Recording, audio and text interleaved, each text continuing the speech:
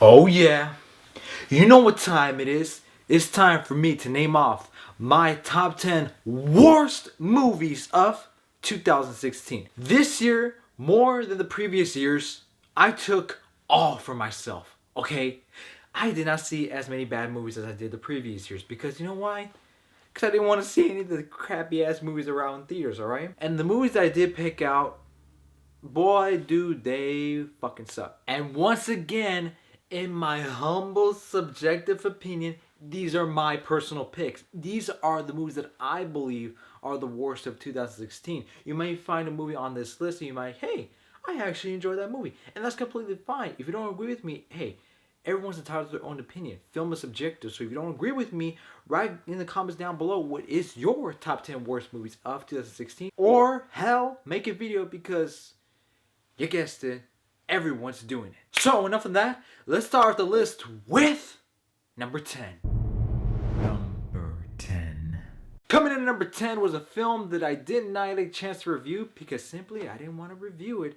And that movie was Jack Reacher Never Go Back. Now, unlike most people, I actually really enjoyed the first Jack Reacher. Tom Cruise is on an action roll, right? He's giving us kick-ass action films. So I was like, okay, let's see what he does with Jack Reacher 2. Holy shit.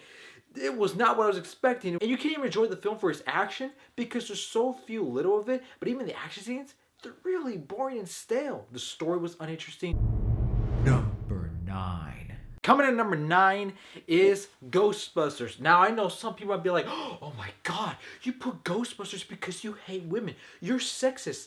You're a fucking misogynistic asshole. Oh my god, how could you? No. Newsflash, maybe it's because I didn't like the film because it wasn't funny, nor was it good.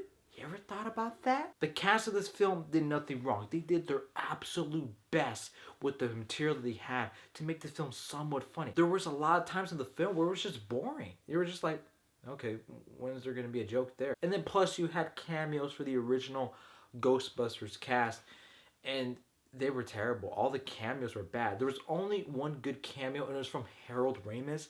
And since he passed away, there's a nice tribute to him, but like of him as a statue. I'm like, you know what? That was a nice nod.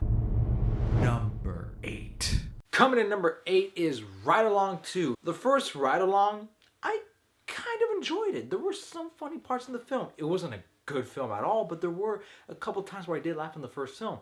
With Ride Along 2, holy shit, I did not laugh at all. I was bored out of my mind. I was surprised at how many times where I was watching Ride Along 2, and there were a couple times where I said to myself, holy shit, I can't believe like what's going on screen. I just really don't care what's happening. And if there is a Ride Along 3, it cannot be as bad as this one. Number 7. Coming in at number 7 is Inferno. Inferno is just, it's bleh. Meaning that what's happening on screen, same thing with like with Ride Along 2, you just don't care. You don't care for the characters. The biggest positives for this film is Tom Hanks and Felicity Jones. Those two are doing their absolute best. It was a great thing that Felicity Jones was in Rogue One. Saved her from this pile of shit. Number 6. Coming at number 6 is Independence Day Resurgence. I love the first Independence Day. You know, we can know it's not the greatest film ever, but hell man, I just can't get tired of that film. And boy, does this film do the complete exact opposite of the first film, making you know what? I never want to see that again. Yeah, there's cool special effects and everything. Yeah, but it's just like, okay, I'm seeing cool special effects, seeing these characters for, I don't give a damn about any of them, except for Jeff Goldblum. And then you have so many subplots, so many characters that are coming into the film. It's like halfway through the film and like, oh, here's some new set of characters. The hell, focus. This film is just unfocused. Number 5. Alright, now we're getting down to the top 5 worst films of the year. Coming in number 5 is Allegiant. They were seriously considering, I think it was the studio, considering making part 2 to Allegiant, whatever it's going to be called, to the finale of the Divergent series. They wanted to make it into a TV movie because this film didn't make back enough money. You could tell all the actors do not want to be there. They're like, okay, We just need one more film and we could be out of this franchise. The film ends so awkwardly. You have Shailene Woodley, she's like, yeah, we got something. She says, yeah, we gotta be ready though for next time. And then you have Jeff Bridges who's just looking at her like. So after she says that, Jeff Bridges appears looking at her like that for like about 5 seconds, and then the movie just ends. The hell kind of an ending is that? The Divergent series is another example to show why you shouldn't split the last film into 2 parts, because you have stuff that drags on, you have scenes that don't add anything to the story, and ultimately it just hurts the film. Number 4. Coming in number 4 was the film I recently saw, and boy, was that a mistake. Max Steel. The main lead of the film, you don't care for him. You don't care for anybody. The action scenes are boring. You don't care. They're like, wow, that's really stale. It's almost like Arrow season 4 fight scenes. And it's so obvious when you're watching the film that, yo, yeah, I know Andy Garcia is the main villain. I know he's the villain because it's so plain obvious just by the way he's acting. The film's like, oh, look at this mystery. You see this twist? No, it's not a twist. We knew because he's like right there in front of us. He didn't do a good job in hiding it. And the film's an hour and 30 minutes. Take that in mind. It takes an hour for the film to actually kick in. The rest of it, you're like, okay, I just do not care. Number 3. Coming in at number 3 was another film that I saw recently. And boy, once again, it was a mistake. 9 Lives. Whenever the film tries to give a joke, you're like, that's not funny. Was that a joke? Because I didn't laugh. There's so many great actors in this film too. Kevin Spacey, Jennifer Gardner, freaking Christopher Walken, man. What the hell?